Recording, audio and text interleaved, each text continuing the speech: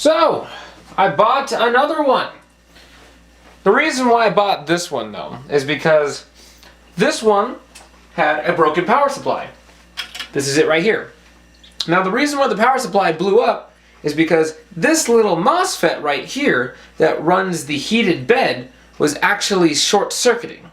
And so, after I replaced the power supply, because I had one of these laying around, the heated bed was trying to heat up, and I was trying to figure out what was going on. Then I went to go look at this, and it was just charred up. I unplugged the heated bed, this was still getting hot, so I desoldered it from the ramps board. So what had happened was that apparently a short circuit in the heated bed circuit broke this MOSFET, and it stuck it in basically an on position. And sticking this in the on position is going to cause the heated bed, whenever the system has power, to heat up, regardless of where the thermistor is. And this is the issue right here. So I'm going to replace this eventually, but I just removed this from the ramps board, and I'm just not going to use a heated bed on this one for a while. But they've made some small adjustments from the few months that I've owned mine. So I bought this one in January, February-ish, and I bought this one just yesterday. And surprisingly enough, the upgrades that I put on this one, some of them are actually already on here. And I'll show you that right now.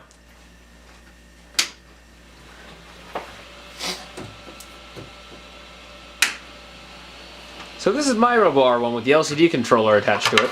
So the first modification I believe I told even everyone to upgrade to was this Z-Rod holder up in here. So it's changed colors since the last time I want to say it was on video. But if you look in the new one, they actually have an integrated Z holder inside the case, which is pretty cool. So I want to say in one of the previous videos I was talking about how I actually 3D printed my coupler to stop my Z-banding, and I thought it was pretty interesting that they actually have a new coupler. Notice the really thin lines that are in there, and this is one of the couplers that I originally got with the printer. And notice how thick these lines are right here. So they got new couplers, and I want to say that the quality on them is a lot better. And I don't see these causing that much of Z-banding, because when I move the extruder up and down, I don't see any wobble in the lead screw. I still have to test the printer out, but it seems from the factory they're doing a real good job with this. So it's nothing that I've sought to personally modify, but the limit switch is now on the X carriage instead of it being this little screw right here. So if you look at this one, there's actually a little plate, and the limit switch runs through the wiring and is actually on the X-axis now. So that's pretty much what came different from the factory. There's one more big one that I've already stolen, and that's the bed. I'll show that later in just a quick second. But another thing is that you actually get a higher quality putty knife to rip your prints off. This is all plastic and it's kind of thin, and this is a lot thicker, and it's even got like a rubber handle. So I was pretty amazed that I came with that. And then the tweezers, this is a lot sharper, a lot more fine than these are, and even the resistance is a little stronger too, which I thought was pretty interesting. And you can even see with the two printers being next to each other, the upgrades that I have done. Obviously I installed the lights up top that are white instead of the blue ones at the bottom. The fan ducts that are dual cooling on either side instead of this single one back here. I of course have an E3D V6 hot end on my printer. I also have the cable management in a change style instead of this loom tube right here.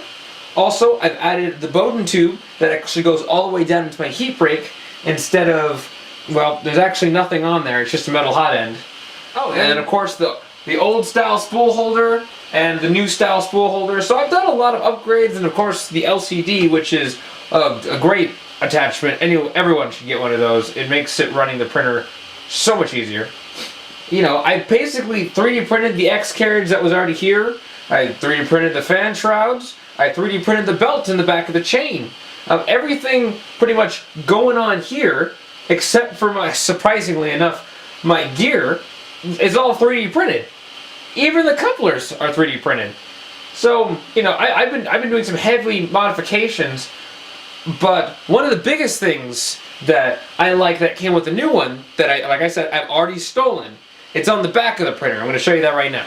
So when you originally get the Robo 3D printer, well, at least when I got mine, if you can see actually in this carriage, I'll give you a close-up, there was a gigantic hole cut inside the carriage where mine was. And notice on this one, it's nice and clean.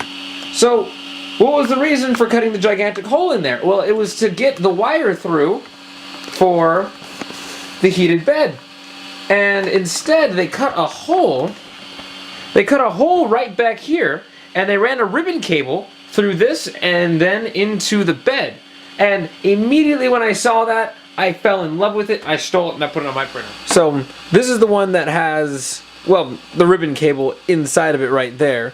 And then this is the one that's got the Molex adapter, and that would attach to the old connector, but I'm no longer using that.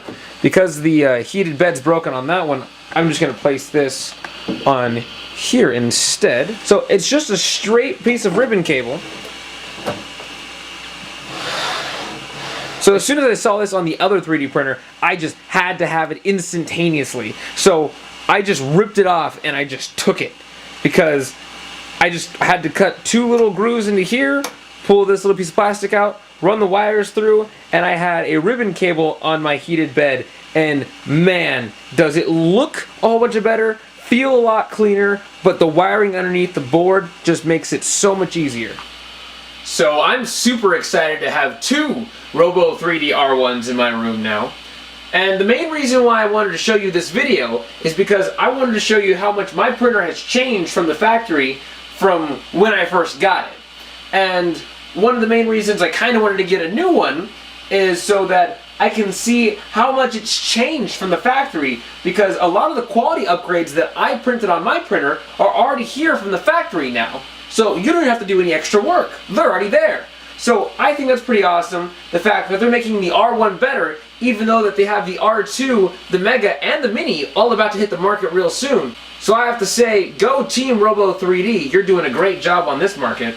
I'm probably going to modify this one too, but instead of modifying it all at once and then making a video of it like I did with this one, I'm probably going to modify each step at a time, and I can make a video on how exactly to do each modification in detail.